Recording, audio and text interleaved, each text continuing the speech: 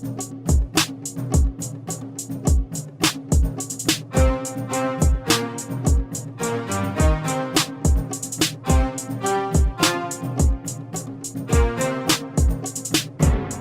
listening to Rookie Pirate Radio, the official anime and manga podcast for InBetweenDrafts.com. I'm John Negroni. And I'm Travis Imus. And today we're doing a manga recap of One Piece chapter 1090, titled Kizaru. Which, Travis, we both know Kizaru is Japanese for yellow monkey, so I assume this chapter is, we're going to go into the zoo? You could say it's like a zoo. There are people trapped behind visible force fields, and we are looking in at them. There you go. As usual, we will be discussing spoilers for the One Piece manga up until this chapter. So if you have not yet read chapter 1090, be sure to do so now for free on the Viz website or the Shonen Jump app, linked in the show notes as always. And remember, all new chapters are available to read for free up to 3 weeks after the official release, or whenever you want if you're a member of Shonen Jump, which we are and do recommend.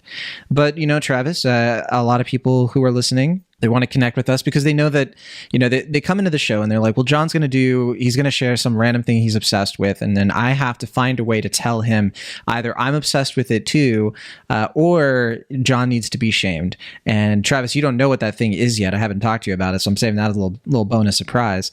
But you know, I want you to make sure you can educate the listeners on that, because otherwise they're going to be lost. Well, the good news is that there's plenty of ways to let John know whether he has taste or not. And you could do that first off by sending us an email to rookiepirateradio@gmail.com. Slow down, Travis. You said that email and it's like, I need to hear it for emphasis. That's rookiepirateradio@gmail.com. Wow. And we also have a Discord, the In Between Drafts Discord, which should be back online by the time this episode comes out, so that you can actually pop back in and join us in all of the fun conversations we have all the time there. Not just about anime and manga, but about film, music, games, and more. Right now, we've been talking about our favorite not One Piece series currently running in Jump, which is Vindication for me as a Sakamoto Days fan. Read Sakamoto Days. It's very good. Yes, and I'm still trying to find my Mushoku Tensei tribe.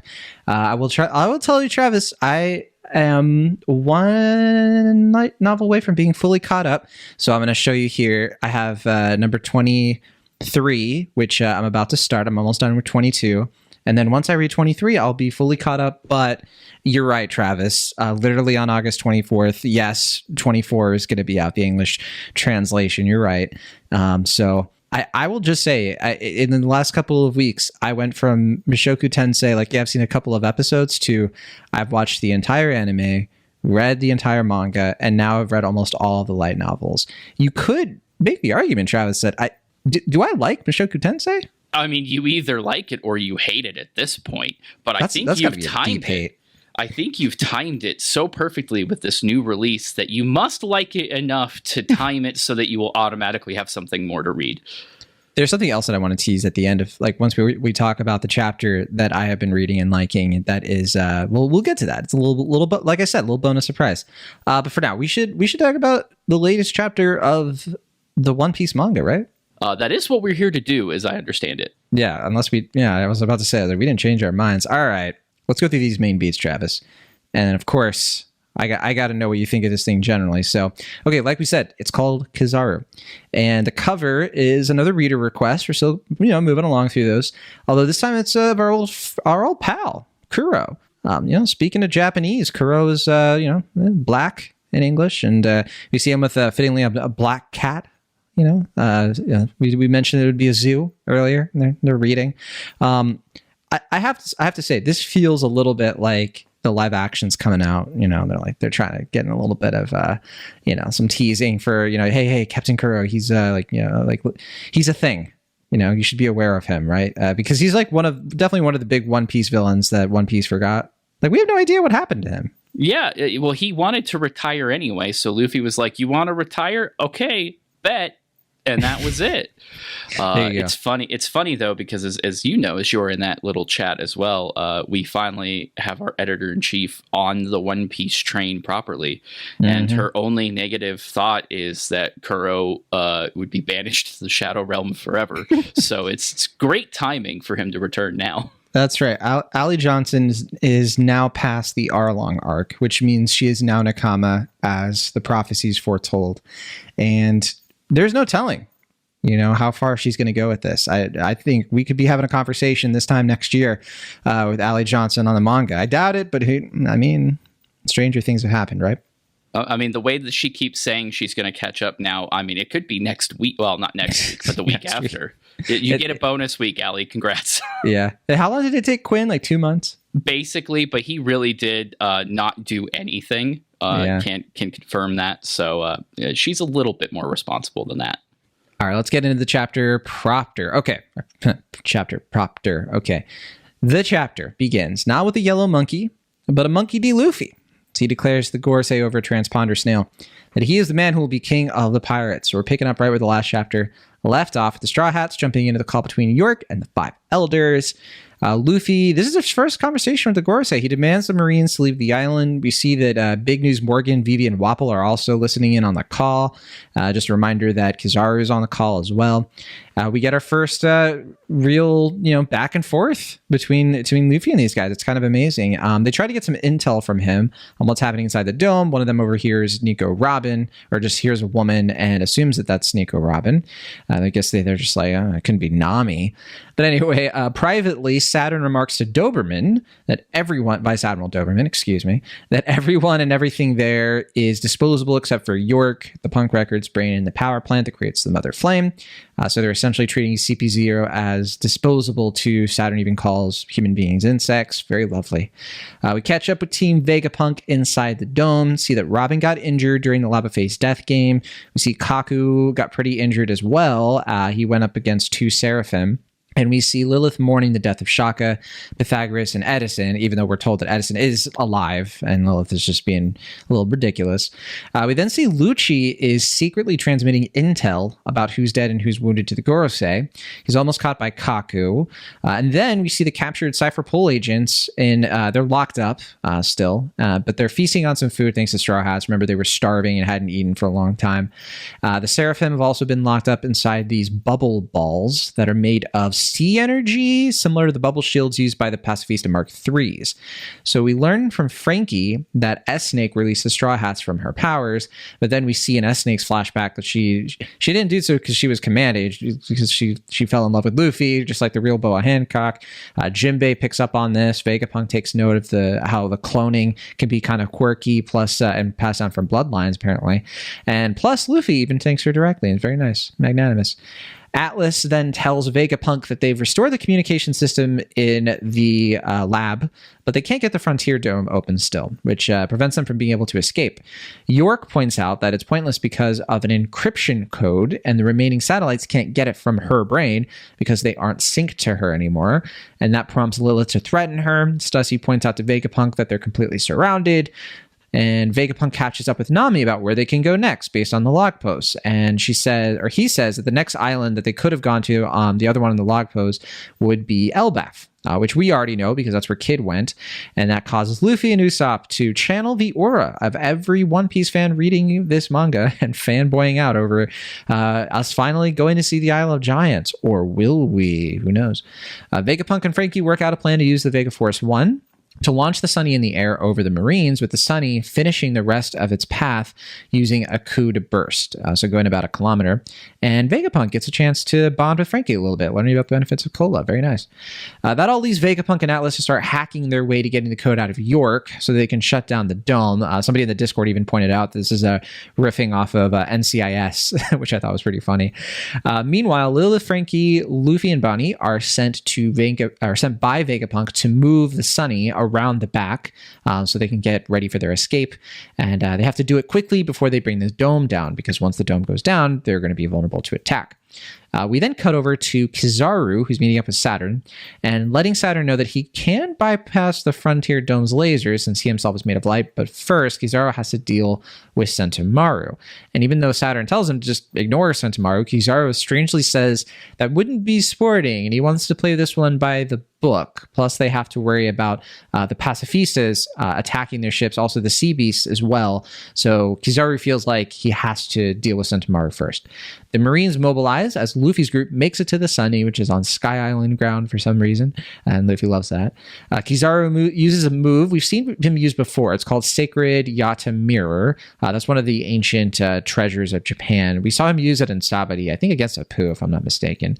It lets him move at the speed of light through the mirrors on the island, which brings him right over to Sentomaru on the full-on attack. Sentomaru sees this coming, sets off the Pacifists into battle, and then as Kizaru is attacking Sentomaru declares that his defense is the world's greatest. And back at the Sunny, a light is noticed below, and Luffy looks absolutely terrified and says, "Someone is here, someone strong." Break next week, and that was a lot. I left out plenty. I think this is the part where Travis says, like, "I'm surprised you mentioned so much." But Travis, is there anything I'm missing here that you're like, we gotta, I left something out? I mean, there's so much that we probably need to get into in the details. This is a very dialogue heavy chapter. Yes. Compared to a lot of action, a lot of spreads over the past few chapters. This is dense. It's very dense. So I don't think you could have possibly covered everything in just a recap. But I guess my first question is what are your general thoughts coming back and then immediately bouncing off for another break? About Bonnie and Sanji? Yeah. So I think that, yeah, it's tough, right? Because obviously I'm team pudding since way back. Everybody is, or should be. Bonnie, she's in it just, she calls him a good cook and a good fighter. I appreciate that she recognizes Sanji's strengths. I mean, as a Sanji fan myself, a Stanji as we call ourselves, we definitely we recognize that, he's Zoro wishes, that he had the versatility of Sanji's skills because he's also a spy, right? And no better, explanation of that or showcase of that than his Alabasta, precursor arc, right? So yeah, I think that I don't know how you feel, Travis, but I think Bonnie recognizing Sanji's strengths is great. Sanji only has eyes for Stussy at the moment, but I think that could change. I feel genuinely that that's not Bonnie, so I don't know I don't know how else to ruin that for you, but then go, I guess this is where we discuss mystery number 2, because everybody is talking about it. Mystery number 2, what's that? So we talked before about how we still don't have a Blackbeard ship accounted for and what they could be doing. And the talk around the community has been very much about some characters, quote unquote, acting out of turn, almost as if maybe there's someone among them who isn't who they say they are. We already went through this with York. We already went through this with the traitor. What are you talking about, Travis? Another traitor? We're talking about a certain Catalina Devon. Here we go. Taking us from a game of Mafia to a game of Among Us. And Bonnie seems to be the most obvious culprit, but people have nitpicked these different conversation panels. They think Robin yelling at Luffy to shut up on the phone was out of character. I don't think she was yelling at him, so I think that's just extrapolation.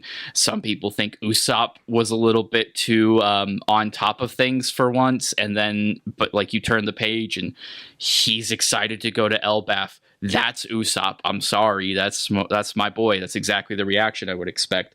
But do you think that we have already been infiltrated by the Blackbeard pirates in this amount of time? No, I don't buy it. Not at all. No, I don't think that's what's happening here. So do you think Bonnie got over everything after crying it out? I think that's. I'm going to wait. Because look, I know I joked about this in the Discord. Some would say it wasn't a joke, and maybe it wasn't. That the powerful presence Luffy is sensing is Caribou. It only makes sense. Which I do want to point out. It is a little sussy that the Caribou is still unaccounted for, and I definitely I don't want to close the book on that quite yet. I can't. It's such a repeat. It's such a retread. We already just went through this, and for it to be like a Blackbeard sort of what's the end game here? What's the motive? Why would Katarina Devon, I know we talked about this before about how she probably would want to steal away Vegapunk, but this just seems like not a very smart way to do it. I'm still of the opinion that the whole Blackbeard pirates reaching the island thing maybe has more to do with getting those researchers. I know we speculated last time, but yeah, I just don't see it. I don't. If I had to try to put the plan together, I think the detail about York no longer being synced to Punk Records is an important detail.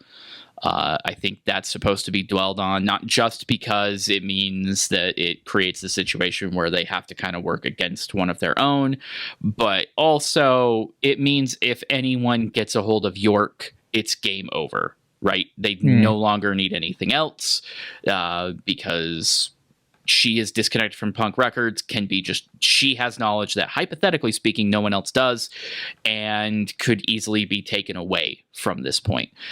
So if I had to guess, it's not even the main Vegapunk they're after now. Maybe that was the plan originally, but the Blackbeard Pirates love improv. They all took improv in college, and sounds like an easy way to change up the plan. I mean, York does definitely want to get away. I'm just saying. Couldn't it be that Bonnie is just happy and bouncing back because she now knows that whatever happened to her dad is like, maybe she found out that it's reversible. Maybe she found out that he's still in there somewhere and she's feeling like a wave of determination. I feel like there's plenty of other explanations we could throw. Normally, I would agree with you. Normally. But it's because Luffy thinks it's weird. That's the thing that's a tip-off for me. Luffy, he's an idiot. We know this. But what he's not is emotionally immature. He can tell who people are pretty directly. And I remember way back when we first started this arc, I was noticing right from the jump that he was already calling Bonnie by her name. He's already making friends with her. Like right from the get-go, he liked her as a person. Please do not make this a ship thing. But sure. But like he acknowledged her in a way that it takes many other characters to reach when it comes to Luffy. So for Luffy to then go, "You're acting weird," that tips off the Spidey sense for me. Luffy would not pick up on that if it was not something we were supposed to go, okay, something's up here. Now, you're right. It could be because we're still due some Kuma information. That's the only thing we have not checked in on yet. But it is regardless, it is a weird kind of 180 that we've got here.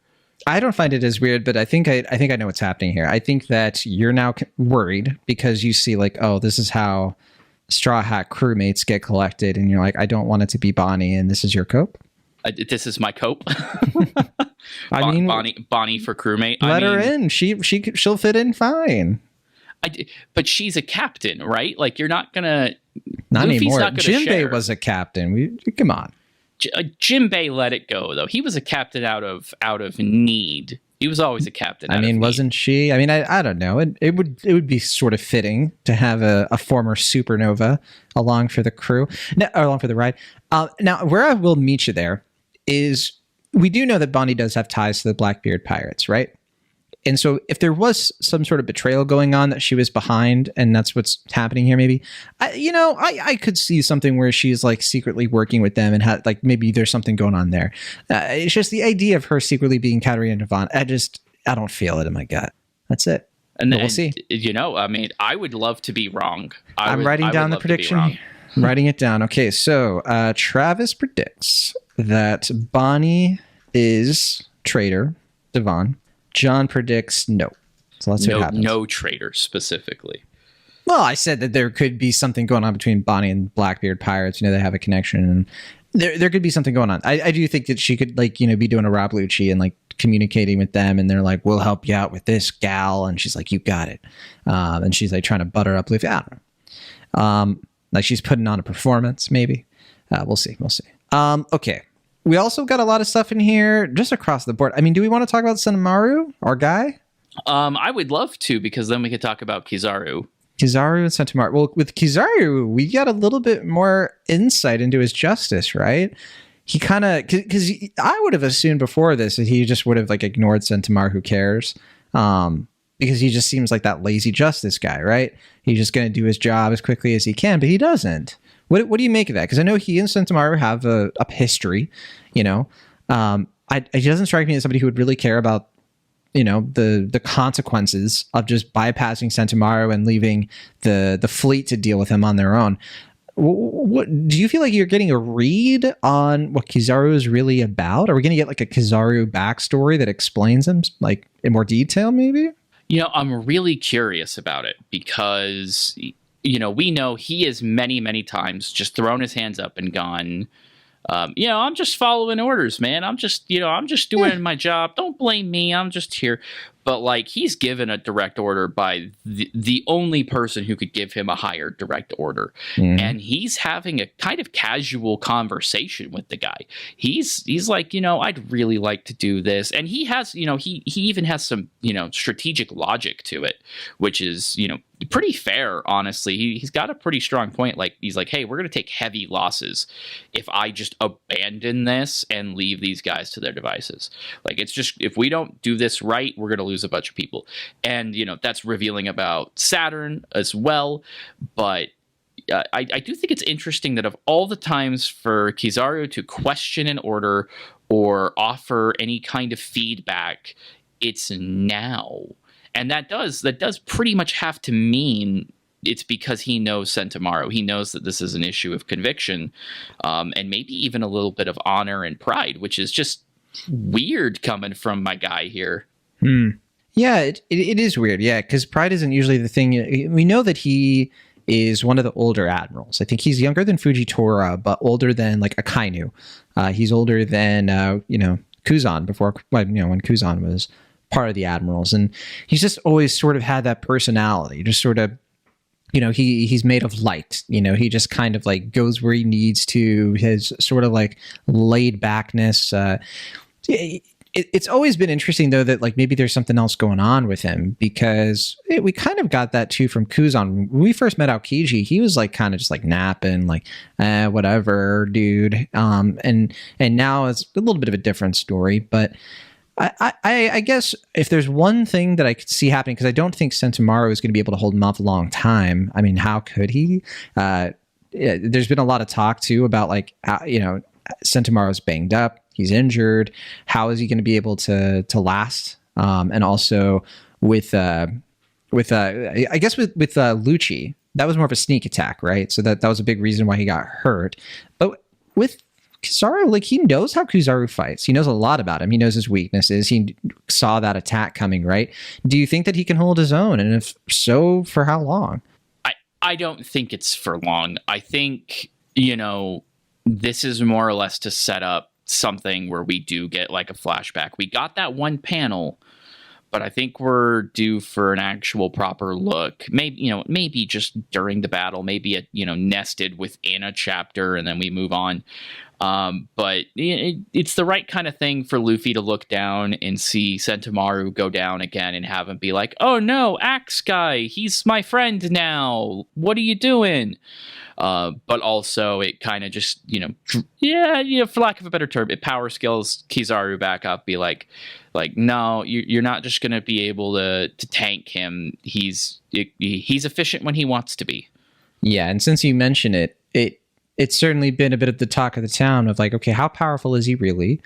And, is he the one that Luffy's referring to? Because the panel makes it look like Luffy's talking about Kizaru because of the light, and he says someone's here. You could be overly literal about it and be like, well, it's not really here, right? Like, Luffy's pretty far away from where that fight is happening. Is it an observation hockey thing? Is he referring to here as in like he's like on the island? I'm a little bit, conflicted about what that could mean. And also I'm a little conflicted about what happens in a fight between Luffy and Kizaru. Who wins in that fight? Obviously, I think our boy has all the plot armor he needs, but that's not an easy fight for Luffy to just kind of Gear 5 it up and then go all out against Kizaru. Is just logistically would be very difficult. Also, Kizaru, I think, would be pretty ruthless in a fight like that where he knows that he can't go easy on Luffy. So I have this feeling that I could be totally wrong, because we got like a skirmish, right, between Luffy and Lucci. So like maybe we'll get the same thing here where it's just a skirmish. Like it's like a quick clash. Or I guess in that case, Luffy did manage to finish that fight, but it just wasn't a big deal. It wasn't like a big boss fight. It was just more sort of like Luffy toying around. Do you think we're just not going to get a Kizaru fight at all? I'm kind of like wavering here. So I'm still of the mind that something is going to go wrong. to create a situation where we're more in a siege mode than we are right now. To address the final panel thing, I know people really want to read into this and everything, but what's the chapter title? It's supposed to be clear. I do think that the big difference when it comes to observation hockey is intent. There's a moment, if you think back to the Shanks and Kidd fight, for example, there is a moment where Kidd goes from being a nuisance in Shanks's eyes to being a legitimate threat, and that changes his entire demeanor. It is entirely feasible that that's what we're dealing with here, is the admiral who beat the Straw Hat Pirates, because he did, that happened, is now here. He's here with that same level of threat, if not more so. The question is how fast does Luffy run into that fight? That's the real question. Well, you can make the argument that, because you have to remember that Luffy and Co., they didn't know that an admiral was here. They obviously don't know about Saturn. To them, this was just like an oversized Buster call, and they had no reason to believe that they were up against one of the strongest in the world. So you could make the argument there that this is a genuine reaction from Luffy. He's been taking this pretty lightly so far. He's been feeling overconfident because he's in a good position. He feels confident in his abilities. He feels like he's got a great group around him. But up against an admiral, I can see that. It's a sabotage situation. The game, yeah. It's a sabotage situation all over again. It is. And to Luffy's credit too, he has matured. He's grown as a person. So when Luffy shows concern, it's not necessarily a concern for himself. He's not going, "Oh, I'm shaking in my boots because I can't beat this guy." He's going, "Oh, there's a guy who can light my ship on fire." Exactly, yeah. Down there. There's a guy who could hurt my friends very quickly and has in the past. There's different levels of what that could mean. So, again, I feel like the desire to power scale kind of overwhelms people when it comes to this stuff. I would love to finally see a fight with an admiral go down, though. I think now would be a good time, even if it's not like a full scale, arc ending, big fight where we build to a big punch. I think it's time to at least set the stakes and have Luffy kind of really put them on the back foot. I guess what I really want is I want something to happen that forces Saturn to reveal himself. That's really what I want. Not necessarily Kizaru to lose, but something that forces Saturn to step forward and actually have Luffy be face to face with these people who know so much about him.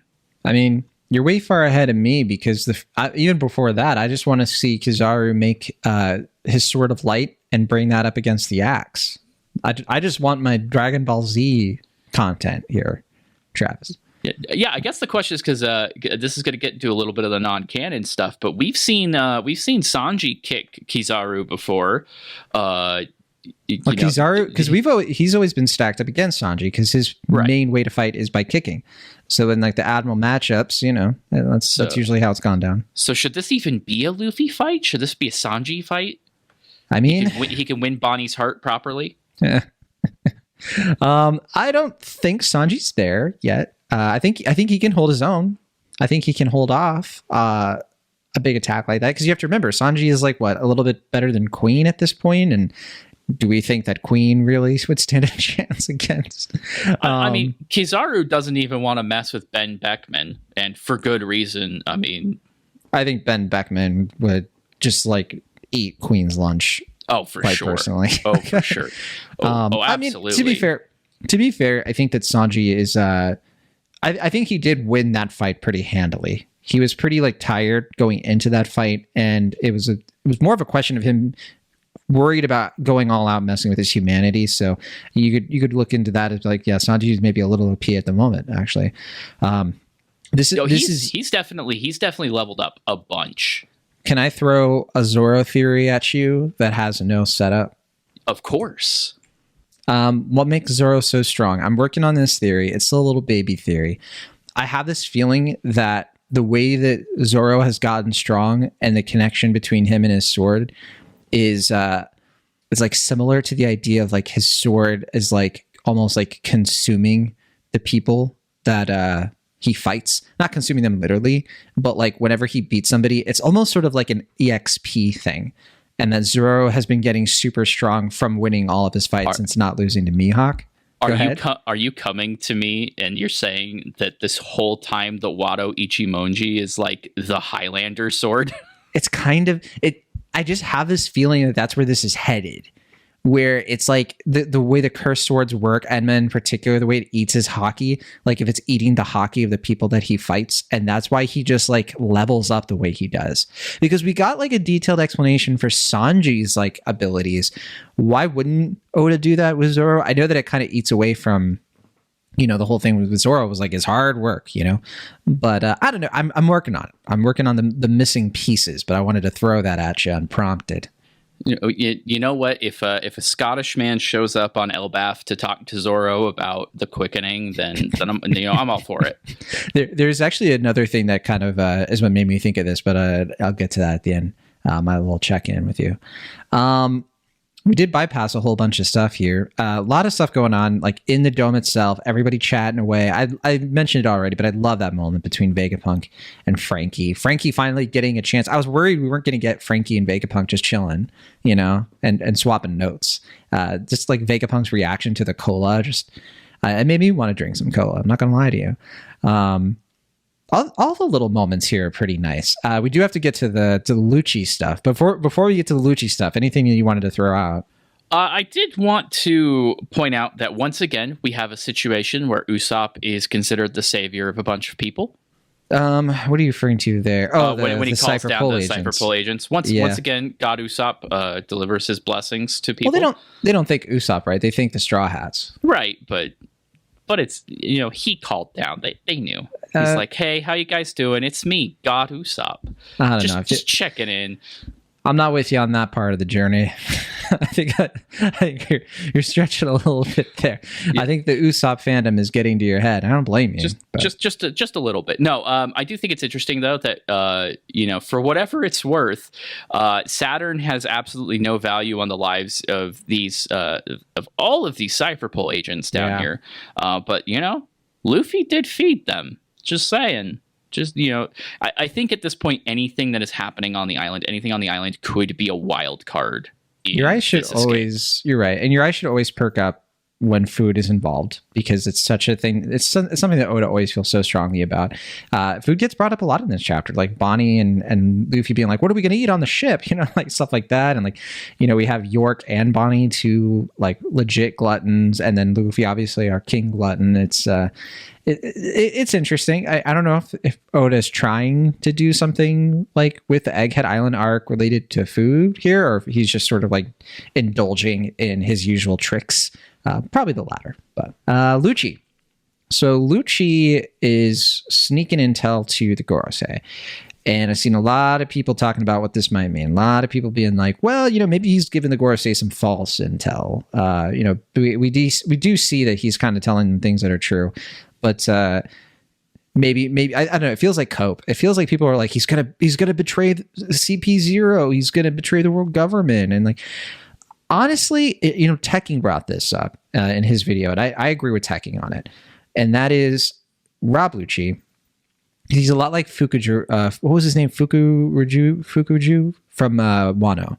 The Obi-Wan or Oni. I can't. These names, Travis. I can't do it.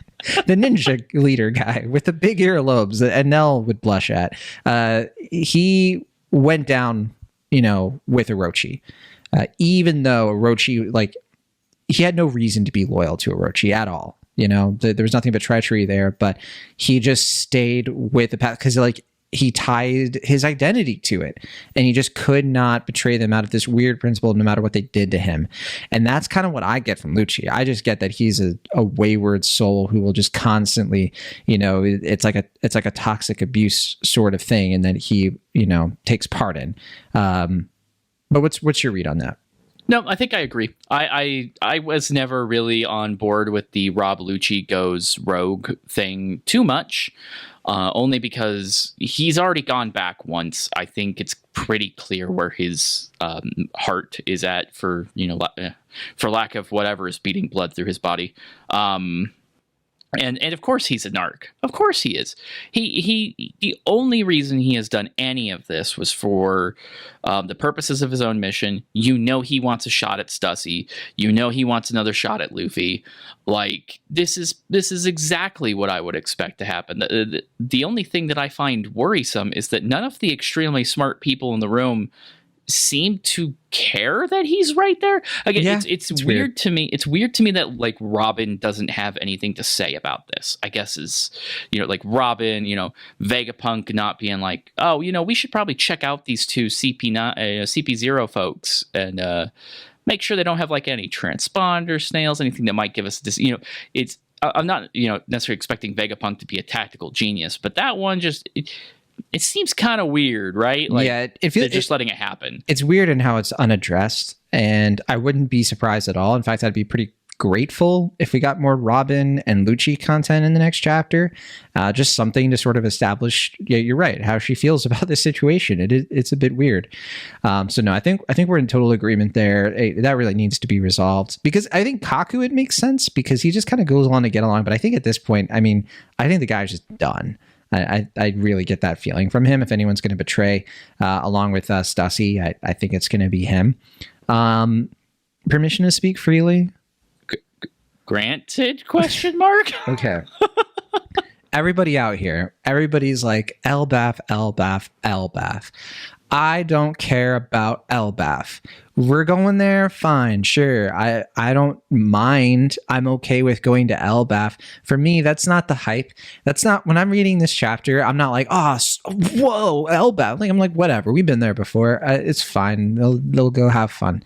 There's going to be meat that's huge, and Luffy's going to try to eat it. It'll be adorable. Here's what got me hyped, Travis. Vivi heard Luffy's voice on the snail, and she and Wapol are there, and it's like, oh, Vivi's back in the story. That's my hype.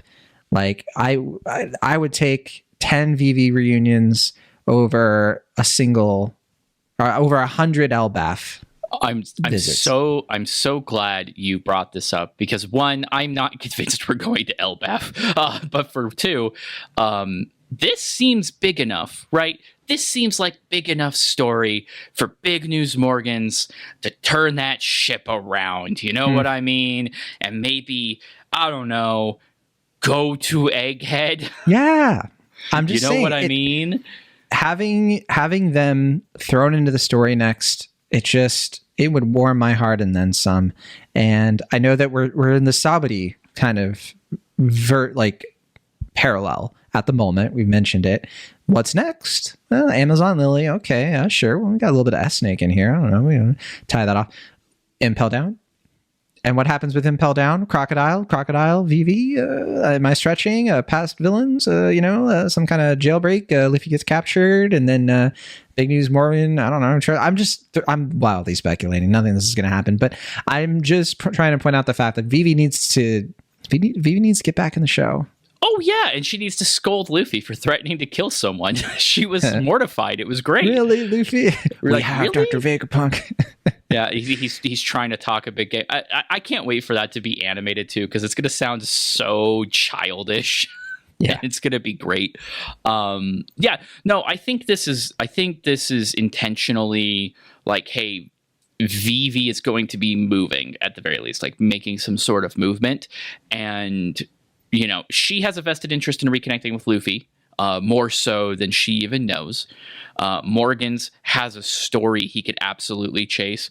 Wapol, nobody cares what Wapol wants. So let's do it. Let's fly on over. You're right. That's who Luffy senses. It's not Kizaru. It's Vivi. We did it. That would be, I would lose my hat. Oh my goodness. Yeah. I could just see you just eating a straw hat right there. Luffy talks to the Gorsei. We sort of crossed that milestone really unceremoniously, I guess. I don't know, depending on how you look at it, but he tells them he's going to be king of the pirates. It should be a huge moment. It's not a huge moment. It does feel a little bit anticlimactic, though, I think is what I'm trying to say. It feels just sort of something like we're kind of getting out of the way. Like, it doesn't have that same sort of Usopp or Sogeking shoot down that flag. It doesn't have that same bam kind of feel to it, I think it's appropriate. Not necessarily that it's not anticlimactic, but I do think it's appropriate because it's important to remember, like, the reason this is such a big deal is that this is the first time, if I'm going to be entirely honest, this is probably the first time Luffy has ever been paying enough attention to even know that there are 5 elders to begin with. And I think, you know what? The anime is probably going to make a bigger to do of it. It's probably going to be way more dramatic. Yeah, they're going to drag that out for half an episode, and he's going to say the line, and it's going to be to be continued, and then it'll come back. That's how it'll end.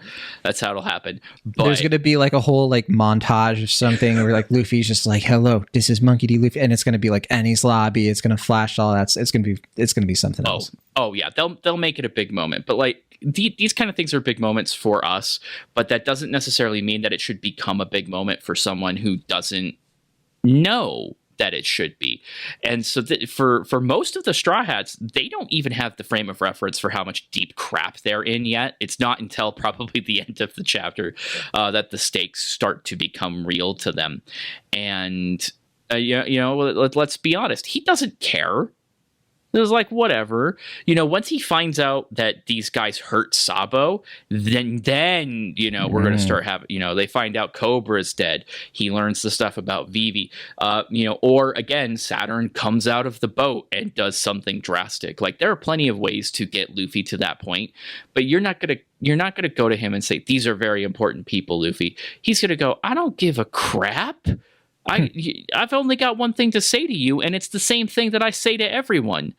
I'm going to be king of the pirates.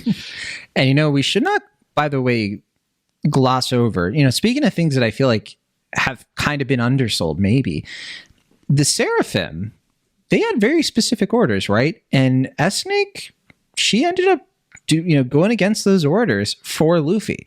And it's sort of treated as like a joke of like, she has a crush on Luffy, just like the real Boa Hancock. Okay.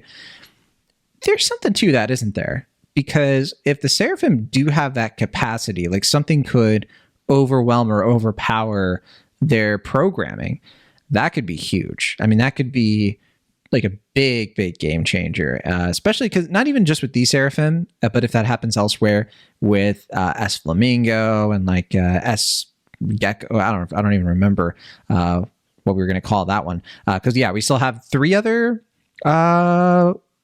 others, right? Where are they again? Where do we see them? Mary Joie? Well, we saw them. It was kind of in a flashback. They were being used by the Marines, so I don't know where they are. But I think there is. I think more than anything, we have fundamental confirmation is that. Whereas the pacifistas are robots, they're Terminators. Yeah. The Seraphim are not. The Seraphim have consciousness. They have the ability to feel things and think things and take actions for themselves. They're sentient. That's a big deal. Yeah. And, to that effect, I mean, we've gotten plenty of clues about that, right? We've gotten clues to the effect of, Zoro being like, oh yeah, there was actually some humanity in S-Hawk's eyes compared to Mihawk, so it's not totally off left field there. All right, so plenty of other stuff. There's not too much else I wanted to get into. I mean, I thought the sea prism bubbles or whatever were kind of interesting. I'm sure that'll come into play later. Stussy is still in the mix, but everybody's just doing so much. There's not like a lot of like big moments that people have here. I'm glad that Jinbei got a line at least. I saw some sentiment around this and I totally agree. Just kind of seeing Luffy and Usopp kind of like dancing around and goofing off and stuff. I've really missed that. Like when that was more common, particularly pre-time skip, And so I was just kind of happy to see that. I wish we'd gotten more fun, just Straw Hats being Straw Hats content in between arcs. And especially with like how long we've been away from the Straw Hats, it was kind of nice. It was kind of cool to the effect of like even there's that, by the way, that quick moment I'm just catching again where like Stussy is like looking at Rob Lucci. It's like, don't give me that look. It's just so weird that they're just sort of like cool with him walking around free, but whatever. Yeah, I mean, it'll probably come back to bite them, right? They'll feel stupid about it later. I don't know. Maybe they have a plan. Maybe they're just sort of like, if he betrays us, we have a they're prepared for it. I don't know. Maybe they want him leaking information, and they knew he would, and that's how they'll be like, ah, ha, ha, you dummy, you big idiot. And I do think a lot of it is, actually, you know what? You know what's the weirdest thing about it? Luffy said in that one panel, he's just like, you better not attack my friends because, you can't beat me. And then he leaves. And who's going to fight him now? I mean, I know Zoro could handle it, I guess, and Sanji's there, but I don't know. I don't think Lucci would do anything since he's surrounded and he's not going to be able to defeat everybody, but he can kill people. Like, he's an assassin. So if anyone brings him down, I guess it would have to be Stussy, because she would see it coming. Yeah, I mean, at the end of the day, if there's anything that's going to disrupt the ability to leave, again, there's a lot of wild cards running around. We have multiple Cypher Pole agents. We have a Blackbeard ship docked somewhere that no one has noticed. That's weird. Sentomaru, we don't really know the scope of his abilities, how long he can hold off. Like, there's so many different things where, like, just a roll of the dice could radically change the stakes here. And I think that's a part of what makes this really exciting, but also kind of makes it really annoying that we keep going on breaks and we've been jumping around and not coming back to this. So it's really hard to get a read on what is even going on. Yeah, that's everything I had. Was there anything else you wanted to chat about before we go into the next episode of John's Obsessed with Trash? No, we could go dumpster diving. That's fine. Dumpster diving. I hope you have something too. Just because I don't like to be in the dumpster alone. That's obvious. But all right, that is chapter 1090. We'll be back. I think we'll be doing chapter 1091 next break, or next week is a break, and then we should be getting another one. I don't know what the schedule is like after that, but I mean, this is pretty normal for the summer. Lots of breaks going on this time of year. Hopefully we'll be getting into a more normal schedule soon. And we haven't decided on what we're going to do for the break yet. There's a couple things we were tossing around. We were off last week. We decided to take a break because just the scheduling wasn't quite working out. But we have some time, Travis. I feel like we have a couple of good ideas that we put out there with Ali, and then we should be putting something together soon. I won't tease anything, because I don't want to say we're going to do something and then we don't do it. That'd be sad. Good call. Yeah. Can I tell you about what I've been reading? Yes, by all means. Have you ever heard of Berserk of Gluttony? No. Okay. Light novel. It's a dark fantasy. It's not an isekai, but it has isekai traits. It's like an isekai without the isekai. It's like, what if, he wasn't reincarnated? He wasn't just sent there. He's just there. It's that kind of thing. So it's dark fantasy. It's from Ichika Ishiki, who I don't know any of his previous work. I'll double check on that, because I just might be forgetting his name or something, or their name. But so Berserk of Gluttony is a light novel. I believe it has 8 volumes out. There is a manga. I haven't checked it out yet. But one of the reasons, I didn't know this while going into it. One of the reasons I went into it is because I knew I was running out of time on Mushoku Tensei, and I was like, I gotta find something else to tie me over, right? But there is going to be an anime adaptation coming in October. So I'm gonna explain this to you. I know, Trappers, when I said Berserk of Gluttony, you're like, finally, John's watching Berserk or reading Berserk or something, right? I am not the guy to be saying that. I'll tell you that. You're not the Berserk fan? I'm not the Berserk fan. I don't know do we know anyone who is? I know a few people, but not in the in-between drafts world. Well, so Quinn has started reading it. Okay. I warned him to pace himself. He did not. Quickly learned his lesson there. But I can give you a little content preview. Sure. One of our writers will be reading Berserk like chapter to chapter, and will be giving us regular reports in written form about their thoughts. Okay. And, it will be Kayla, who's been on the podcast before, and I'm very excited about it because, and this is going to probably get me canceled in the anime community, but you always hear people tell you, like, Berserk's great, you need to sit down, you need to watch Berserk, it's worth all the misery. And, a recurring theme that I find with those is that it's always men. So I'm very curious to see what her reactions are going to be to some of that series. But continue with this. This sounds much more, or I guess less controversial. All right, sure. So Berserk of Gluttony, it originally came out, the Japanese version came out in 2017, and then it's really picked up the English release dates since 2020. and I just picked up the first volume. Here's the setup, okay? So your main character, his name is Fate Graphite. Don't worry, it doesn't get any more creative from there. But so his whole deal is that he's level 1. He has it's like a video game world, but not video games. You get it. But he's level 1. All of his stats are 1, right? And in this world, I mean, a person like with real power is like hundreds of thousands in the stats. At one point, he's getting beat up by somebody who's a holy knight who is his employer, and he describes like the gap in power between them is like the sun and like a candle that's about to like blow out. So that's the kind of person he is, and the reason he's so weak is because everybody in this world has like a skill that's like, you know, you liken to a video game. So like some people have skills where they can, they can regenerate health over time, or they get like boost to their stats temporarily, stuff like that. His skill that he was born with is gluttony, which just means that he's hungry all the time. And so everybody hates him. He gets kicked out of his village because he's considered useless. He eats a ton, but he doesn't like put any, he doesn't work hard. He's useless. Everyone just believes that he's useless. So he has this like dead end gatekeeping job. He's like attacked and hurt all the time and abused by everybody. But he then one day he is looked favorably upon by one of the holy knights who's actually good and lives up to the name. Her name is Lady Roxy. For all you Mushoku Tensei fans, yes, it is confusing reading both of these light novels at the same time. But she takes pity on, or takes mercy on him, is very kind to him, saves his life, and he tries to return the favor to her. Sees that a bandit is sneaking into the city when she didn't notice, and he wants to make sure she doesn't get in trouble. So he helps her stop these bandits, even though he's not strong at all. But then one of the bandits is already about to die, and then he just happens to finish them off. And when that happens, his gluttony skill actually activates. And basically what that means is that when he beats somebody, he takes all of their stats and their skills onto himself.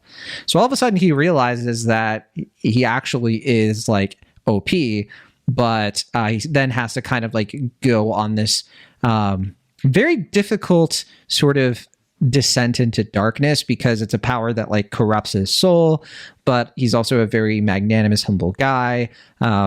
There are a lot of like rules and limitations to what he can do. It's just a really like, it's a very standard kind of light novel format, but it's very fun. Like I read, Travis, probably 8 or 9 light novel samples to get to this one. Where I was just kind of getting into them, and I was like, all right, they're getting summoned to another world. Okay. Because I was telling you this off the air. I've been really enjoying the light novel format just as a fun, like, passing the time and not having to wait months and months for manga to catch up to things. And when I got to this one, I knew right away. I was like, okay, this one has juice to it. There's a lot of really interesting things about the world. It's trash. It's very trashy, but not in a super aggressive way. It doesn't have a lot of the same like weirdness that Mushoku Tensei has, where it's like, well, he's a pervert and we got to do all that stuff. It's actually way more wholesome, and it's got some slice of life elements to it than you would expect from something like this, except for the fact that he is like, kind of like, he wears a skull mask and he has this like evil alternate identity, and the thing that makes him interesting, he kind of has the Peter Parker effect, where he has to kind of hide what's special about him because it will cause a lot of problems for him. So he can't go around boasting about how strong he is. And unlike something like I got a cheat skill in another world and now I'm unrivaled in the real world too, there are like actual like limits to what he can do, and you actually kind of feel some tension, and you feel a little bit of like he's constantly making deals with the devil, and sometimes the devil is himself. I'm very stoked. I know there's a trailer already out for the anime. I haven't seen it yet, but I've been reading this and I've been like, man, this scene here would be so cool to watch in an anime. I hope they do it justice. It's going to be on Crunchyroll, and I think it's licensed by Crunchyroll. So we'll see how that goes. That's going to be in October, but I'm a fan. It's good. Good stuff. Hey, we got through a light novel pitch without you having to try to justify it too hard. So that's good. We're improving. We're moving up the quality ranks here. Hey, I mean, I'm almost through the first volume, and it's kind of like with Mushoku Tensei, where like I'm not and also domestic girlfriend. Like I read these things, I get into these things. It takes a while for them to get their claws in me. You know what I mean? And that doesn't always happen. But it could happen with this. I don't know. I'm really like, I think it's kind of got some like romantic comedy stuff to it too, which I'm just like, this thing is just like hitting on every level that I want, because there is this sort of like, he's like clearly devoted to this lady Roxy character. She's extremely like powerful, and she likes him for him and doesn't even realize how powerful he really is. But like, that's not really what kind of brings them together. And like, there's a lot of this where they're just kind of like hanging out, and like they find a lost kid and they try to get him back to his mom, and you're just like, this is kind of nice and sweet. And then he's just like, all right, I gotta go murder some goblins so that I don't get so hungry that I big mom myself into a frenzy. And that is like kind of like what I was mentioning before, is like the rules of how his sword works. Is his sword is sentient? That's what kind of got me thinking. I was like, man, that would fit a lot of what we've seen with Zoro. And so that's kind of like where that theory started to percolate a little bit. I was like, I wonder if that's what Oda has in mind. Because I know this is something that other light novels and manga and stuff have done before, but like swords kind of are alive, and like they eat like the people that they kill and stuff like that. I'm not going to do the Mihawk sword theory again, don't worry, but like the Mihawk is a sword. But no, I think I think it'd be kind of cool if there was something kind of related to that happening with the Zoro character. But I wanted to be clear about where that came from, because I'm sure I'm curious if anybody in the Discord has ever checked this one out. I think it's an easy one to recommend for sure. I don't know if anyone else in the Discord reads light novels. I haven't seen anything in the comic manga section. I guess we don't really have a light novel section or channel. But who knows? Maybe one day. Maybe we need to look into that. Let us know when if I'm you're not in the alone. Discord. Yeah, let us know. All right. Well, I will meet you at your trashy level. Here we go. Today. Is it another kind of isekai fantasy kind of thing? No. Oh man. But it is trashy. It's actually something I've been reading for a little bit and just haven't confessed out loud. The Bible. The Bible. Let me tell you about boy, Abraham. Do not get me started. We'll be here all night. But did you know they make a manga Bible? Now I'm about to start. Okay. Anyway. No, I have been purchasing a manga series for some time now called Gigant. It is by Hiroyu Oku. He did Gantz and some other things. Inushiki, I believe he did.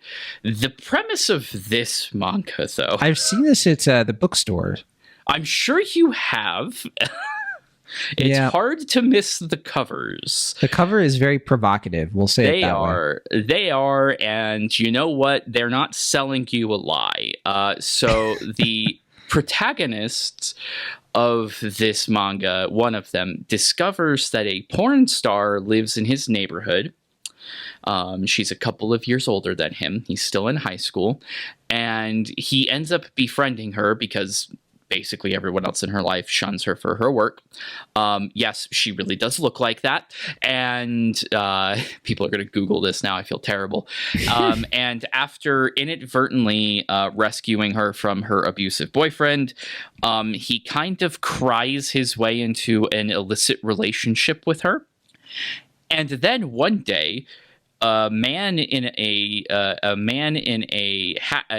helmet and a diaper gets hit by a car in front of the porn star, and he puts and in his final moments affixes a watch to her wrist that gives her the ability to grow to kaiju sizes at will. Makes sense.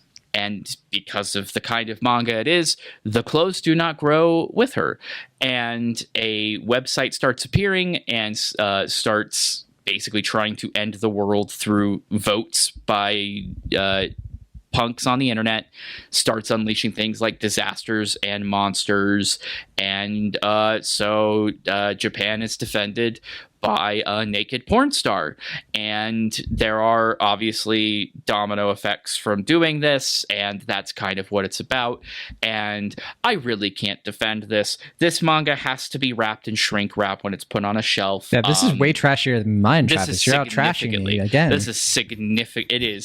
It is absolutely lewd, and it is not afraid of that at all.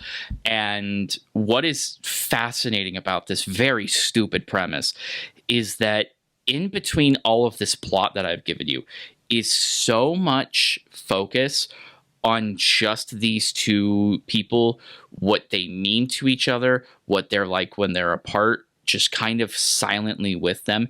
I don't know if you've actually watched all of Chainsaw Man, but if you've seen the scene in Chainsaw Man that they added, it was an anime only edition, but it's like 2.5 minutes of just following Aki through his morning routine. There's no dialogue. There's no internal thoughts. Love that scene. It's such a good... There are pages of this across the series, and it's kind of amazing to see something so trashy take those quiet moments and actually like try to make you linger with them. I'm not trying to tell you that this is like elevated material. It is still very much about a porn star who becomes giant woman.